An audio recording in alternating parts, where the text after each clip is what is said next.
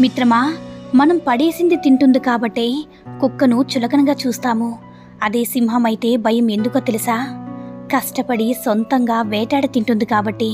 అందుకే తినేది రొట్టె ముక్కైనా కష్టపడి సంపాదించుకో మిత్రమా. పరమన్నం కోసం ఒకరి ముందు ఎప్పుడూ చేచాచుకో. ఆడదానికి డబ్బు పిచ్చి, మగవాడికి ఆడదాని పిచ్చి ఉండకూడదు మిత్రమా. ఆడదానికి డబ్బు పిచ్చి ఉంటే ఆ ఆడది ఏ మగాడి దగ్గరికైనా వెళ్ళడానికి సిద్ధమైపోతుంది.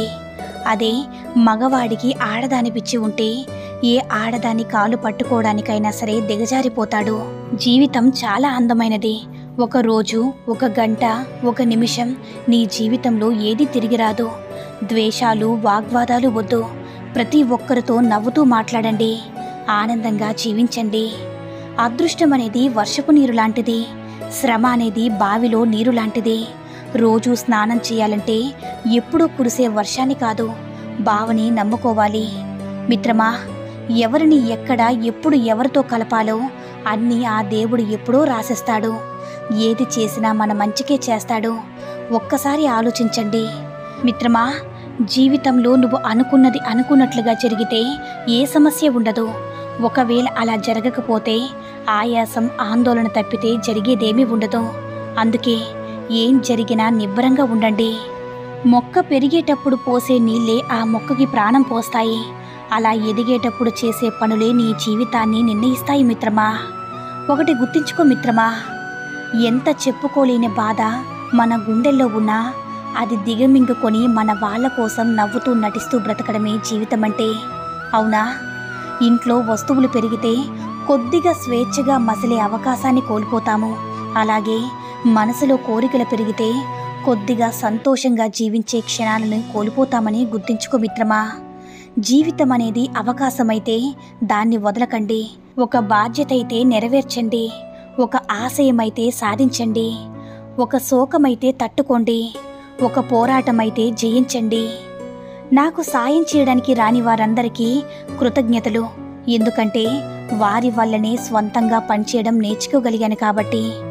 తప్పు చేసిన వారికి ఒక అవకాశాన్నివ్వు, సరిదిద్దుకుంటారు. మోసం చేసిన వారికి మాత్రం ఎప్పుడూ నీ జీవితంలో అవకాశం ఇవ్వకు మిత్రమా. ఎక్కువగా మాట్లాడకు, అది నిన్ను ఎక్కడికి తీసుకువెళ్ళదు. సమయం చూసి మాట్లాడు, అది నిన్ను గొప్ప స్థాయికి తీసుకువెళ్తుంది మిత్రమా.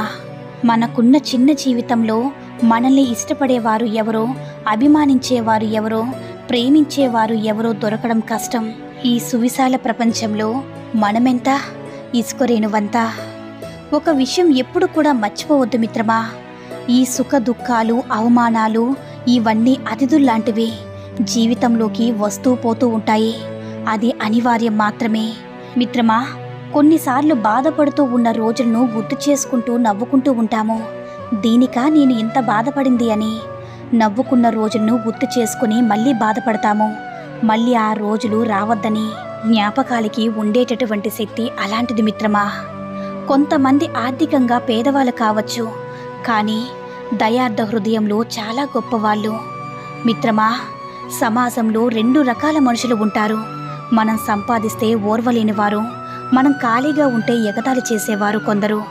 కొందరు మనం మంచిగా బ్రతికితే అబ్బా వీళ్ళకేంటి అంటారు. అదేమీ లేకుంటే చులకనగా చూసి నవ్వుతారు. సంపద శాశ్వతం కాదు, మన జీవితం శాశ్వతం కాదు. శాశ్వతంగా నిలిచేది ఒక్కటే, అదే మన జీవితం మిత్రమా. ఒకరి ఇష్టం తెలియాలంటే వాళ్ళు చేసే పని చేయడానికి ప్రయత్నించండి. అందులో కష్టం పూర్తిగా అర్థమవుతుంది మిత్రమా. పూర్తి తృప్తితో ఉండేవాడు నిజంగా ధనవంతుడు. అవునా? వ్యక్తి ఆనందంలో శిశువు అవుతాడు, ఆవేశంలో పశువు అవుతాడు.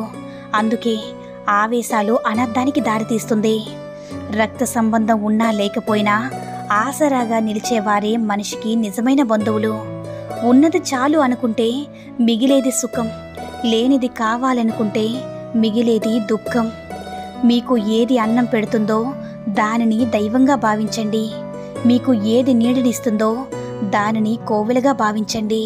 మీకు ఏది మంచిని నేర్పుతుందో దానిని నిరంతరంగా పూజించండి.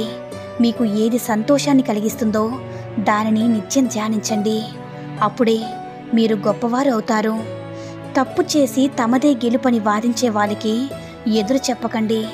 నిజానికి ఆ వాదనలో న్యాయం లేదని వాళ్ళకి తెలుసు. కానీ వాళ్ళకి ఉన్న అహం ఒప్పుకోనివ్వదు. నీ చుట్టూ ఉన్న మనుషులు చాలా వరకు నీతో ఏదో ఒక అవసరం ఉన్నంత వరకే నీకు విలువనిస్తారు. లేని వినయాన్ని, ప్రేమను నటిస్తారు. ఒక్కసారి నీతో అవసరం తీరాక వాళ్ళ నిజస్వరూపాలు బయట పెడతారు.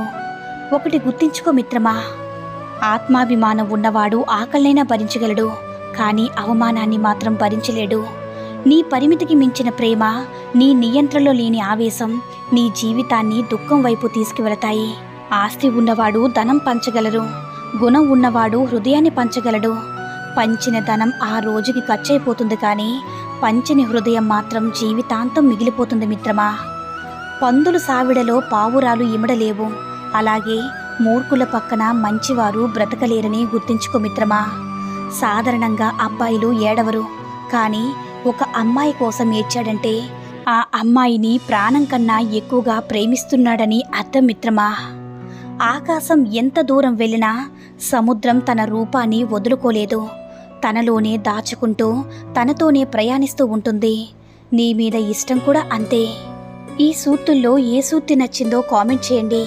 ఈ వీడియో కనుక నచ్చినట్లయితే లైక్ చేసి షేర్ చేయండి. మరిన్ని వీడియోస్ కోసం మన ఛానల్ని సబ్స్క్రైబ్ చేసుకుని మాకు మరింతగా సపోర్ట్ చేయండి. ధన్యవాదాలు.